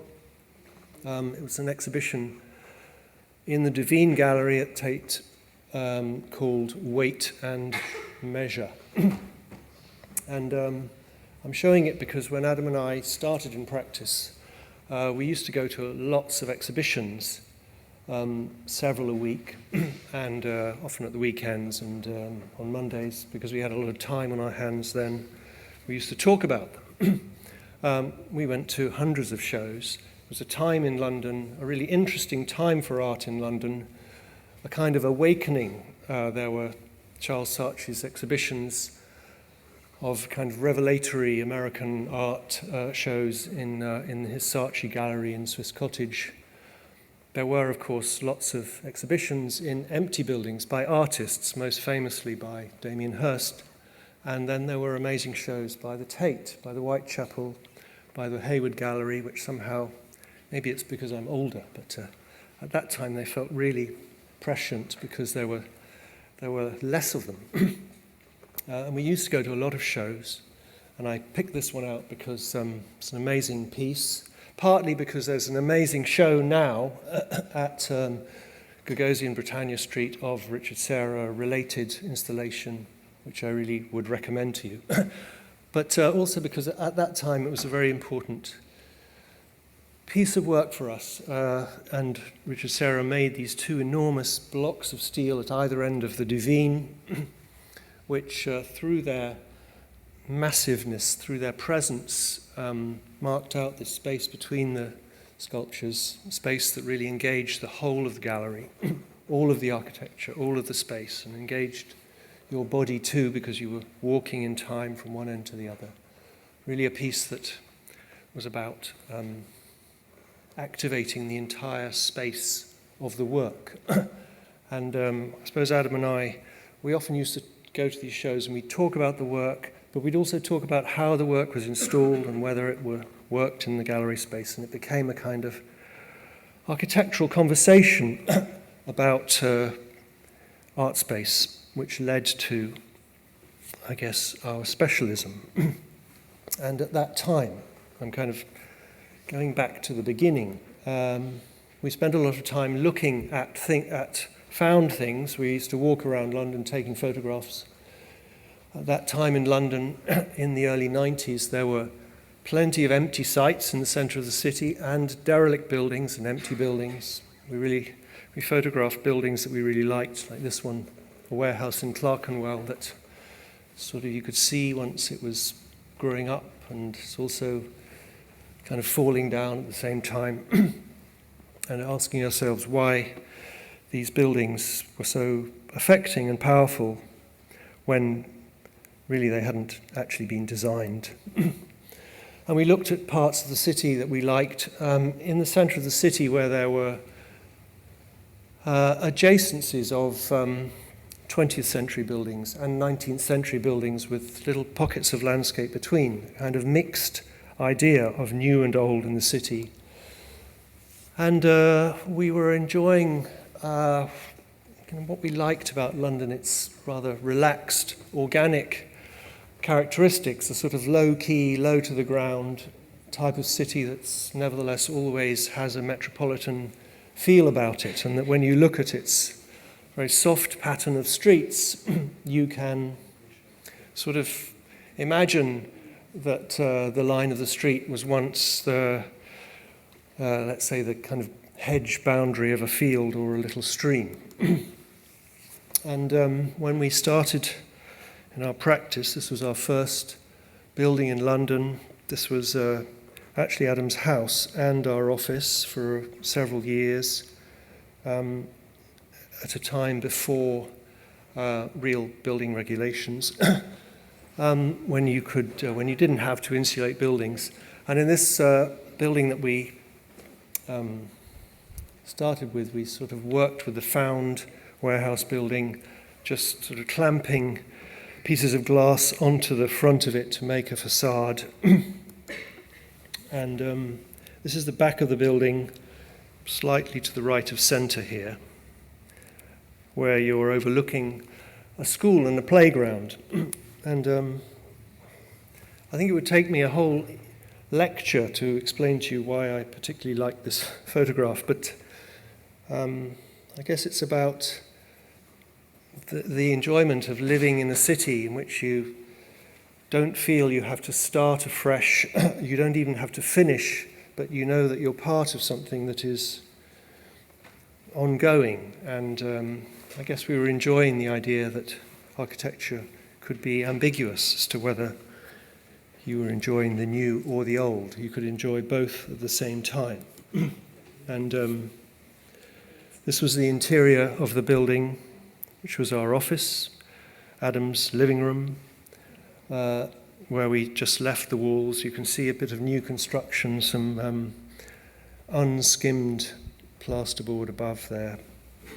And we used to sometimes clear the space out and invite artist friends to come in and have little exhibitions in our studio. It was a very nice time. And I guess then we won a competition for a new public building. This is the New Art Gallery in Walsall. our first public building, which we won in an open international competition. And I suppose it was a new gallery for a manufacturing town in the Midlands, a town which had seen a devastating loss in its industry since the 80s, and almost no public investment for decades, let alone the construction of an art gallery. And this building was always conceived as a civic investment for the town. There's an amazing collection, a set of spaces for temporary exhibitions, a very ambitious education program, as well as a nice cafe. And really as a place in the centre of the town where people could go and spend a few hours and hang out and have a nice stay, even if they weren't interested in contemporary art. So we made the building a bit like a beacon. We made it into a tower, but at the same time we didn't want it to stand out too much from its surroundings. There were some very nice leather factories next to it, which used to make saddles for the Queen. We didn't want, as many new iconic buildings do, for it to make everything around it feel bad. So we clad it in terracotta tiles, and we gave it a rather curious top, which had this sort of sphinx-like figurative face that looked back towards the town, and then maybe from the side looked a little bit awkward, perhaps not so carefully designed. I guess we're trying to make it look a bit sort of socially awkward, like someone who takes a bit of time to get to know, but after you've got to know them, they're really friends for life. So building's sort of trying not to distance itself from its surroundings, to sort of put its arm around everything that's next to it and say, you're okay, we can do this together. And next to it was this amazing industrial area, and you could go up the building and look out of the windows at this area of industry that was awaiting regeneration. I think we saw the building as a sort of mirror that allowed you to look out over this magnificent history and potential future of the town. And we used to do a lot of competitions. We supported ourselves with teaching and virtually did competitions full-time. And I'm showing this project for my client, Hugh Allen, Damien Hirst's associate, who I'm hoping is here this evening. This was a competition that we made for the Museum of Contemporary Art in Rome. This is the competition that became the Maxi that Zaha Hadid built, a building that Hugh and I have discussed on a number of occasions. And we were shortlisted for this competition. This is our design, which I think actually has a lot to do with Newport Street. And it was a very big building that was to be built on the site of a former car factory and military barracks. And in our design, we kept more of the existing buildings because we thought they were actually quite suitable as gallery spaces. And then we made new buildings on the site too, which rather resembled industrial buildings because we liked the sort of scale of such an architecture for contemporary art. This was the building in the middle of the site. The new buildings were wrapped in this corrugated stainless steel. And then the existing buildings also were treated in order to try and bring them together with the new buildings. So the existing building here has a roof of corrugated stainless steel. And you came into the entrance gallery, very tall space looking into the courtyard, and from there you could distribute into new and old gallery spaces. This is one of the car factory buildings that we kept. And we developed this way of working, of representing our projects by making, through Thomas de Man's influence, making very large models of our buildings and our interiors, which we then photographed, and also a way of making models of the art too, and really trying to imagine how the gallery spaces would work well when they were installed with art. There's a show here of works by Art Povera artists, Mario Mertz, Giuseppe Pannoni, and then one of the new galleries, which are also quite hard in their architecture, with a show of German artists, Katharina Fritsch, and one of our heroes, the photographer Thomas Strutt. And the whole building was like a kind of kaleidoscope of new and old parts brought together with this wrapping of material, with very different kinds of galleries in new and old buildings, which we thought would really make a very interesting range of conditions to show contemporary art in. And then I'm going to talk more about the gallery itself. Some of the ideas of which came from the things I have just mentioned. And when we started on this project a long time ago, we began with these buildings, which were originally scenery painting and scenery building studios built in 1912. They're listed buildings, the three buildings in the middle, next to the railway, which goes into Waterloo Station, very central in the middle of London, and really amazing buildings. On the left-hand one here, there used to be a huge theatre poster advertising West End theatre productions. Very tall buildings inside, ranging between 11 and 14 metres high inside, with these very distinctive facades with windows at the bottom and very high foreheads and roof lights. Also interesting that they were three buildings, which to me had each rather an anthropomorphic character. They all looked a little bit like faces looking towards the railway. And these are photographs of the interiors when they were stripped out, ready for the construction to begin. This is one of the scenery painting studios, which was 11 metres high, and one of the scenery building studios that were 14 metres high. Really amazing brick structures where the wall was made stiff by the brick piers, in a way rather sad at that time, because you knew that you were going to have to cover it all up. These buildings needed to be insulated on the inside.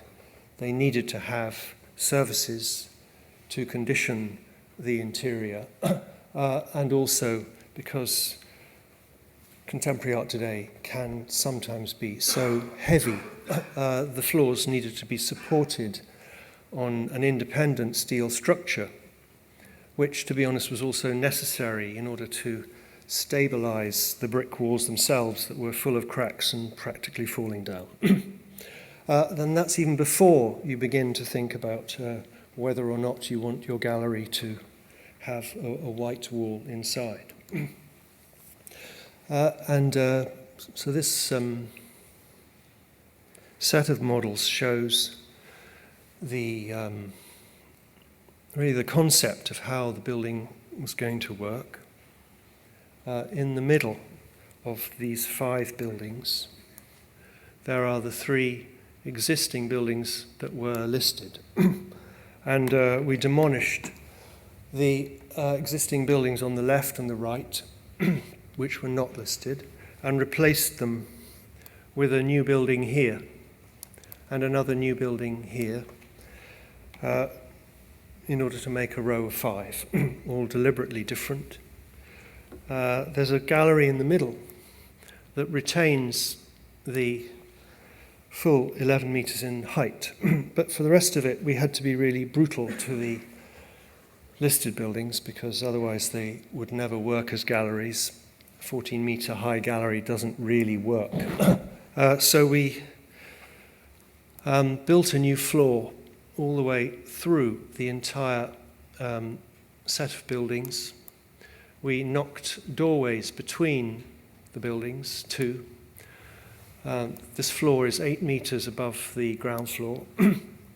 So the building works that you enter here, you go through a suite of galleries here and here and here. And then upstairs there's another 3 galleries here, a bridge and a gallery and a gallery.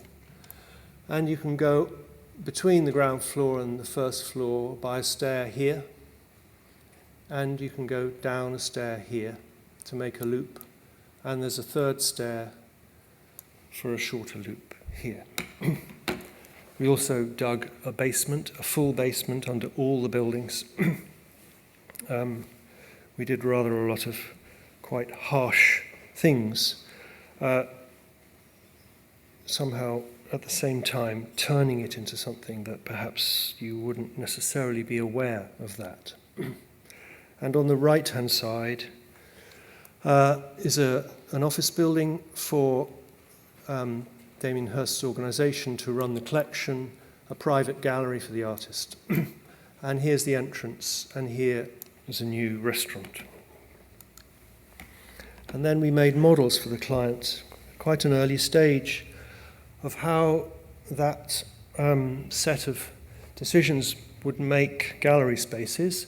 So we're on the ground floor here in a 7-meter high gallery where we've built a new floor here across at the level of the upper windows so that the ground floor galleries have clear story light. And then with the new floor, it gives you a gallery above with a gallery of about 4.2 meters to the soffit of the beam, just enough for a good contemporary gallery, which has roof light. And then there were there's a new gallery space in the first building. All the roofs were different, so we made another different one. This roof is kind of north light. Very nice show here of big Kiefer paintings. And the 11-meter high gallery. I seem to remember we couldn't find a very tall sculpture for our model, so we had this tree that was the right size, so we put it in the gallery. This was an early model of the outside of the building, showing how the building on the left, which is new, has a spiky north light roof, which is bringing light into the gallery, but also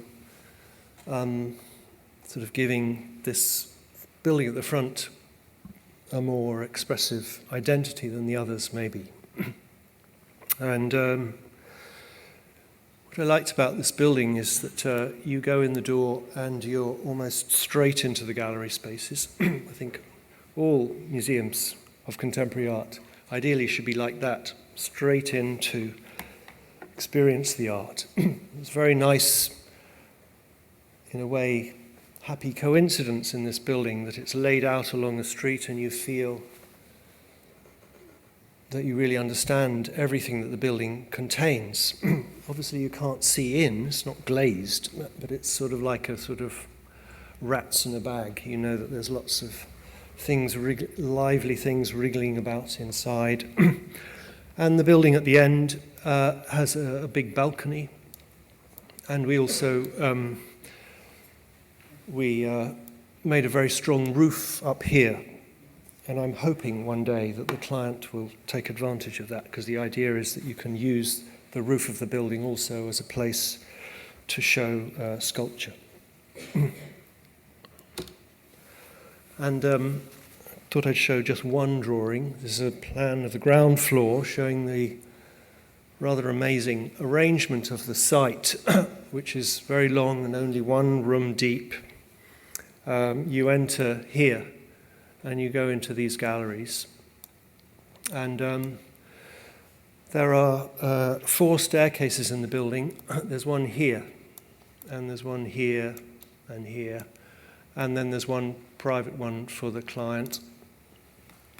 And they're all different oval shapes. Staircases are very important because if you're going to actually make a public level at 8 meters up, then you need really rather a special staircase to persuade people to go upstairs. But they're also important because, to me, the staircases were the thing that made the difference between this building feeling like a public building and not just a conversion of an industrial building. And these are construction photographs by David Grandord showing one of the wells of the staircase before the stair itself was put into it.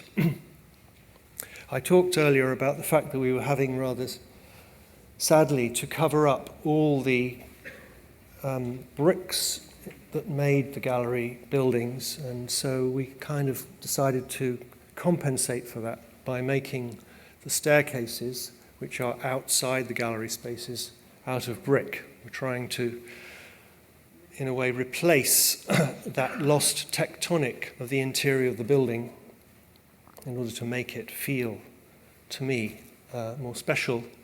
And these staircase walls are made with a kind of white engineering brick with a balustrade rail that is set into the wall made out of precast concrete. So this is a piece of the balustrade showing the very solid block which passes the weight of the brick wall through the precast element with the facing rail, and picture of the Cambridge Architectural Precast Workshop, giving you an impression of the very large number of special pieces of precast concrete that were used to make this staircase.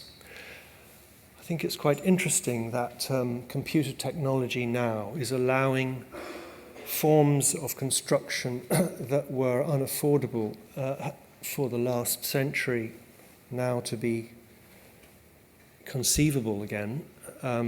These pieces were made by making a computer model, using the model to digitally carve pieces of foam, making a mold, casting the concrete, allowing you to make quite small numbers of very differently sized parts to build these balustrades. Here's a detail of the staircase showing the inset precast balustrade, and then in the foreground the timber balustrade of the stair itself, which is made with a kind of cross-laminated plywood and a digitally carved wooden rail. And then a few more construction photographs from David Grandord showing these stairwells, which are 14-meter high internal towers. 2 of them are roof-lit and 2 of them are side-lit.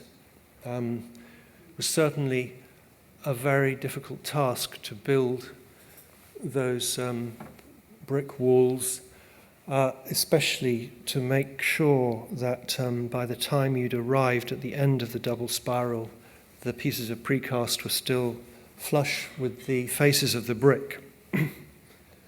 They had to build a very elaborate scaffolding with describing the entire space with a whole array of piano wire that they could build up against. This is the one of the towers with the side window, and the roofs are made also in brick.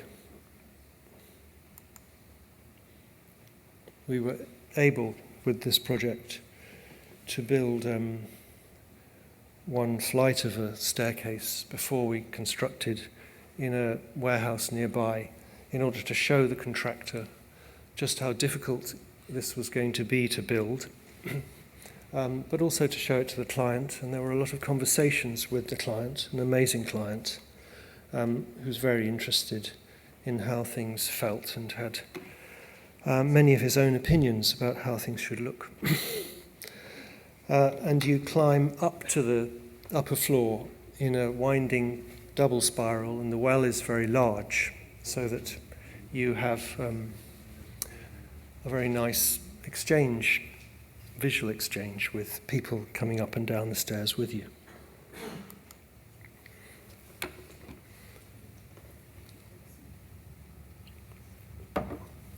And the building was made to show Damien Hirst's collection of art. It's a very extensive collection, and it's open to the public for free. It's a huge collection. I think there are more than 3,500 pieces at the moment. He started collecting when he was a student, when he had no money, swapping his own work with his friend's work. He now has an enormous collection, much of which is shown, kept in warehouses, and he wanted to build this gallery in order to show it, and he's showing it in a series of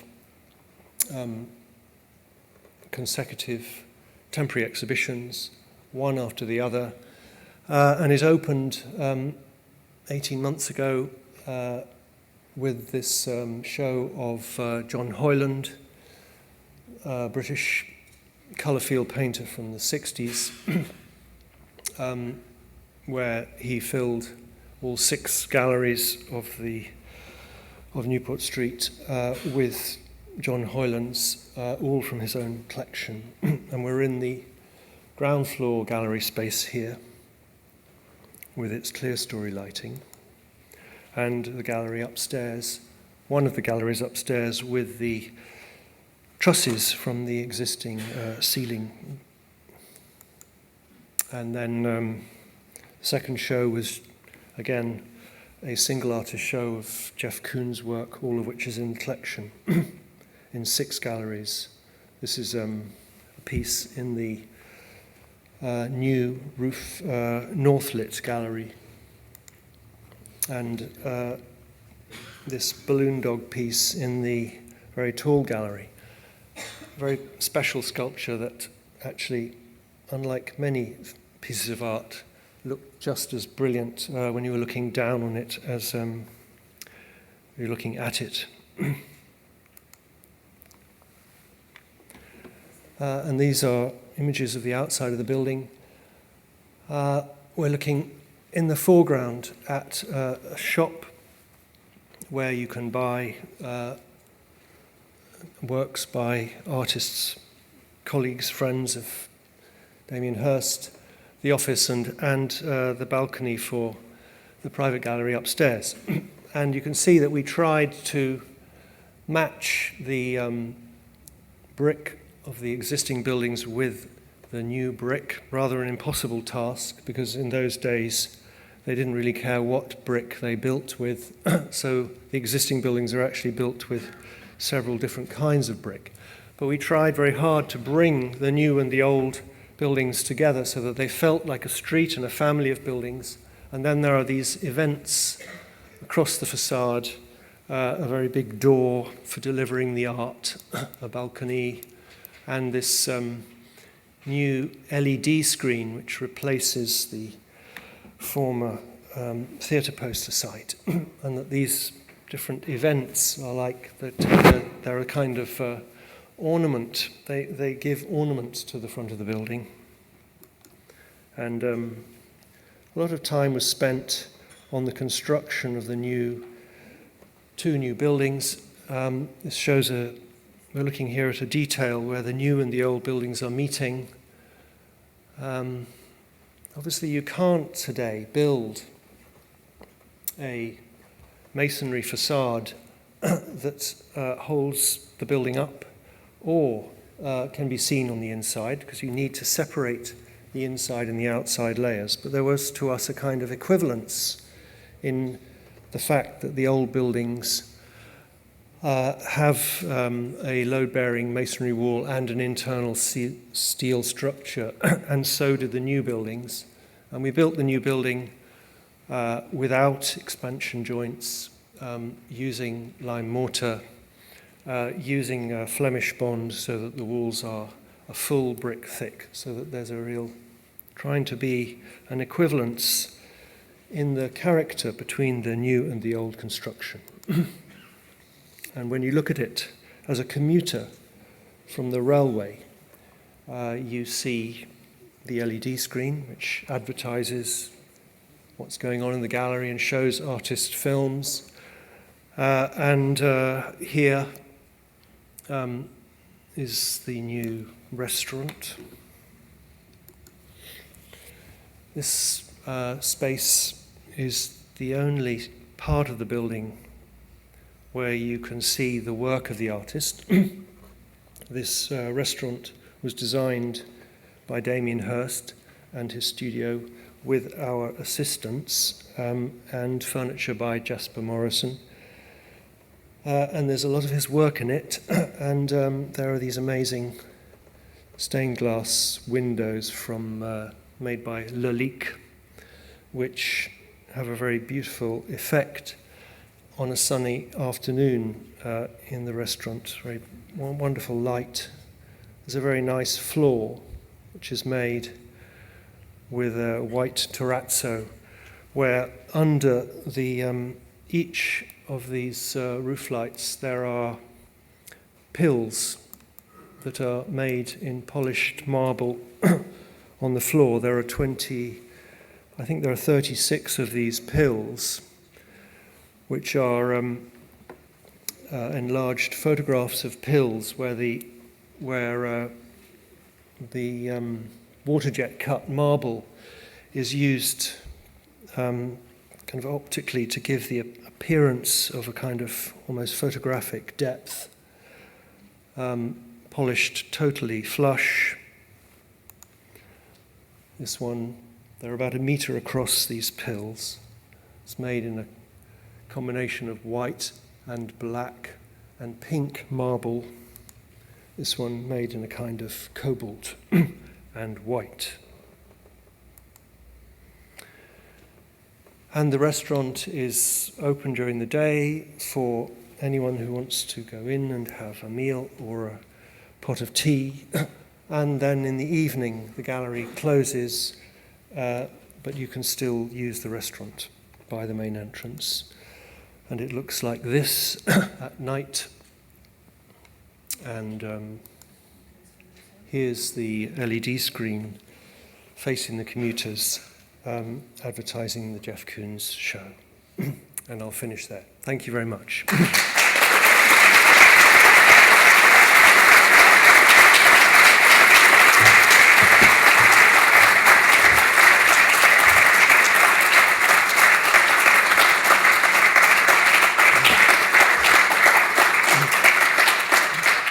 Thank you so much, Peter. As usual, I'm completely overawed with the wonderful craftsmanship of your buildings. Absolutely beautiful. Well, that's it. Thank you very much for coming, and we hope to see you again over the next few days as we continue our celebrations of the 2017 Royal Gold Medal and Honorary and International Fellowships. Could I add that the call for nominations for 2018 for the fellowships is now open. So please have a look at the web link on the screen now. I assume it's on there. Very good. For the details of how to submit your nominations. I'd like to say thanks very much to our main sponsors, RIBA, to our exclusive technology partner, Microsoft, to our hotel partner, Le Méridien, and to our champagne partner, Tattinger. And thank you also to Ibstock Brick for supporting our Life by Design series. Without the kind and generous support of our sponsors, tonight's event and indeed our program of activity all around the country would not have been possible. Before we all depart, there's one final piece of business to attend to.